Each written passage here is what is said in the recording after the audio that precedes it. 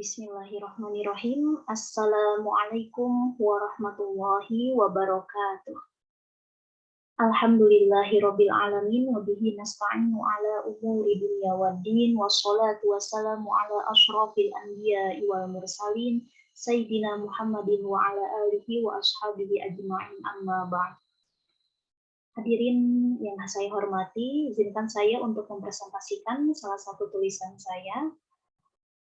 Saya Ulfa Nurfauzia dari Universitas Pendidikan Indonesia bersama dosen saya yang saya hormati Profesor Dr. Haji Syahidin MPD. Kami menulis sebuah artikel berjudul Model Pembelajaran Laboratory Training dan Implementasinya dalam Pembelajaran Pendidikan Agama Islam. Baik, langsung saja.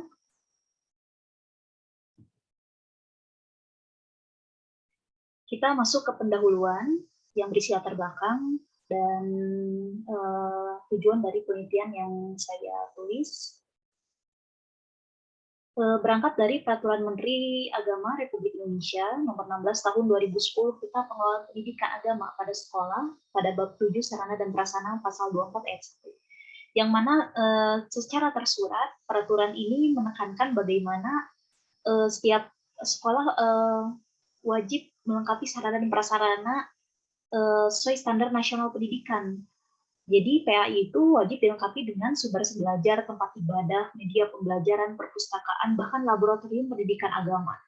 Luar biasa Bapak Ibu bagaimana sarana dan prasarana dituntut dalam peraturan menteri ini, yang mana tentu saja kita berangkat dari masalah bagaimana memang metode atau model ataupun perangkat belajar kita sudah sesuai dengan tuntutan sarana dan prasarana tersebut.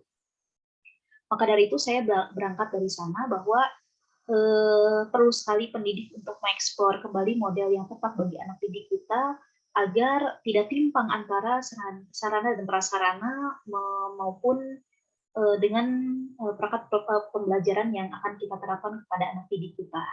Maka termasuk jika kita sandingkan dengan tema conference pada hari ini tentang peserta didik merdeka dalam belajar, tentunya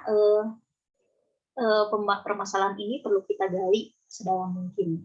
Maka dari itu peneliti menawarkan sebuah model pembelajaran laboratory training atau disebut juga LABT.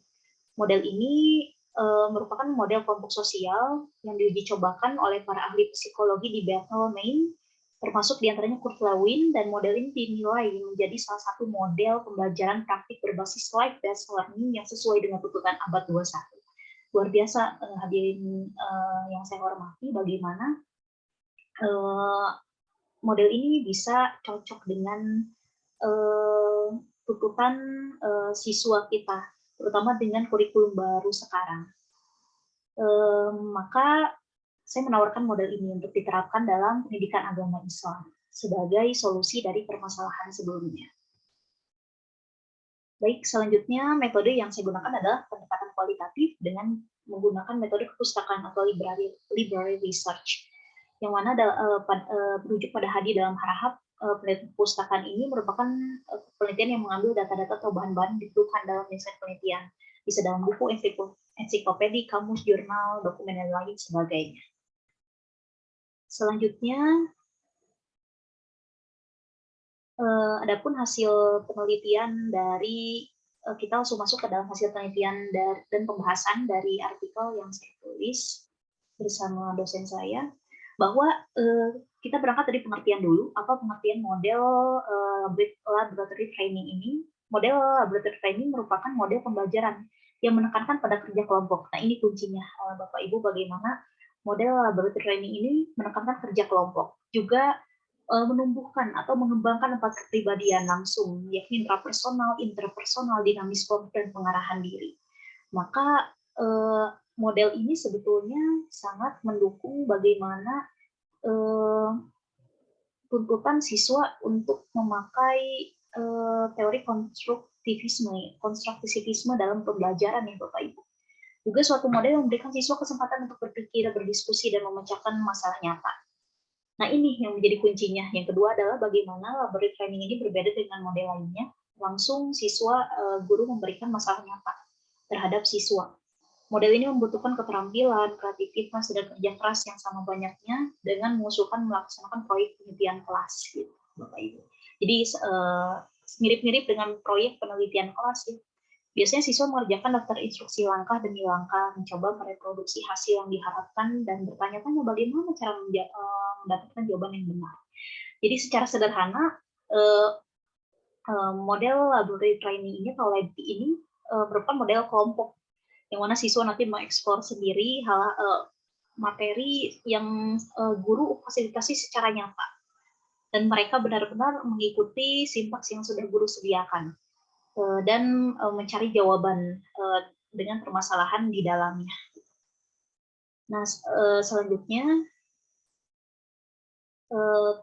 kembali pada kembali ke pengertian tadi, kita berbicara tentang karakteristik sekarang. Jadi bagaimana laboratory training ini sebetulnya merupakan tadi kelompok model sosial. Buku yang selalu direkomendasikan oleh Prof. Syahidin, ada Prof. Syahidin sebagai dosen model saya, model pembelajaran saya adalah buku Models of Teaching, karya Joyce and Weil. Di sini mengungkap kurang lebih 30 model pembelajaran. Bapak Ibu mungkin ada yang sudah tahu ya dengan buku ini, yang sebetulnya memiliki 4 model inti. Yang pertama ada pengolahan pengolahan informasi, ada personal, ada model sosial, ada model sistem perilaku. 4 ini di breakdown menjadi kurang lebih 30 model. Luar biasanya buku ini yang bisa kita adaptasi dalam pendidikan agama Islam sesuai dengan kebutuhan kita. Nah, salah satunya adalah laboratory training ini dari kelompok model sosial yang saya ambil. Nah, model-model lainnya dalam kelompok model sosial ini ada investigasi kelompok, ada model bermain peran, dan lain sebagainya. Nah, kelompoknya itu terdiri dari karakteristiknya adalah kelompok, sisi teorinya, ada konseptual pengalaman kelompok, juga memiliki tujuan pembelajaran yang spesifik, dan problem kehidupan nyata. Jadi benar-benar siswa menghadapi hal tersebut. Kelebihan dan kekurangannya terpampang di sini, tertulis di sini, kurang lebih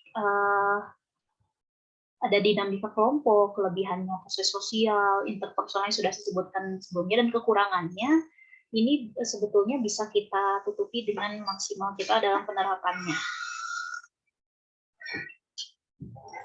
Selanjutnya implementasi dan langkah-langkahnya. Pembentukan kelompok ini bisa implementasinya sebetulnya bisa kita terapkan dalam materi. Materi misal saya ambil materi demokrasi tentang berpikir kritis, Bapak Ibu, karena saya mengajar di SMA sederajat, maka materi ini bisa kita berikan kepada anak pada pemilihan ketua OSIS misal. Nah, mereka terjun ke sana, sebelumnya kita bentuk kelompok dulu. Yang biasanya kelompok ini biasanya siswa ini tidak siswa yang belum akrab ya Bapak Ibu, agar terbentuk dinamika sosialnya. Lalu kita tentunya kasih materi dulu terhadap anak didik secara maksimal. Nah, lalu kita kasih nih berbentuk handout yang terdiri dari sintaks-sintaks. Nah, nanti anak-anak akan juga ada LKPD-nya atau hal-hal yang perlu mereka isi di situ. Jadi mereka mengikuti bagaimana alur pemilihan ketua OSIS dengan maksimal di situ ya. Bagaimana mereka terjun ke dunia nyata. Oh, ternyata seperti ini sistem demokrasi sebenarnya dan lain sebagainya. Nah, itu bisa siswa ambil di sana sebetulnya tentang laboratory training ini. Atau misal kurban, benar-benar siswa turun ke kurban. Bagaimana mereka menjadi panitianya dan sebagainya. Ini bisa diatur oleh Bapak Ibu guru dalam laboratory training ini. Benar-benar siswa diberikan turun ke lapangannya langsung ya Bapak Ibu. Latihan praktik pada masalah nyata. Nah, kesimpulannya, bagaimana laboratory training ini bisa menjadi tuntutan atau kemajuan, menyeimbangi tuntutan kemajuan sarana dan prasarana pendidikan agama Islam dan mengatasi permasalahan pembelajaran pendidikan agama Islam terkesan membosankan dan monoton. Sebelumnya sudah saya sebutkan di awal. Baik Bapak Ibu, karena keterbatasan waktu, saya tutup dengan bacaan hamdalah alhamdulillahirabbil alamin. Wassalamualaikum warahmatullahi wabarakatuh.